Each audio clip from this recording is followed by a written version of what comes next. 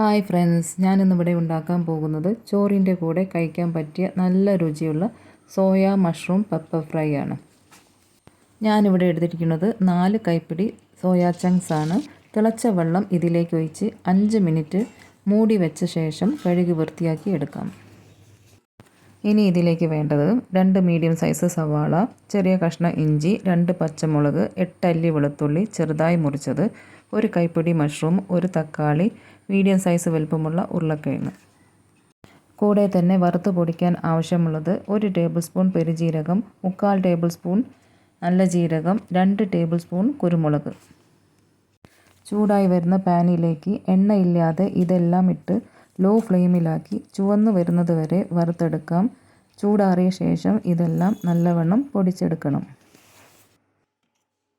വേവിക്കാനുള്ള പാത്രത്തിലേക്ക് എണ്ണ ഒഴിച്ച് ചൂടായി വരുമ്പോൾ ഇഞ്ചി വെളുത്തുള്ളി ഇട്ട് വാടുന്നത് വരെ ഇളക്കിയ ശേഷം പച്ചമുളക്, സവാള ഇട്ട് ഒന്ന് ഇളക്കി വാടി വരാൻ വേണ്ടി ഉപ്പ് ചേർത്ത് ഗോൾഡൻ നിറമാകുന്നത് വരെ ഇളക്കി കൊടുക്കാം.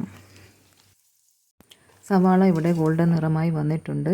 ഇനി ഇതിലേക്ക് ഉരുളക്കിഴങ്ങ്, മഷ്റൂം, സോയ ചങ്ക്സ് ഇട്ട് ഒന്ന് ഇളക്കിയ ശേഷം തീ ഹൈ ഫ്ലെയിമിൽ നിന്നും ഒന്ന് കുറച്ച് വേകുന്നത് വരെ മൂടി വെക്കാം.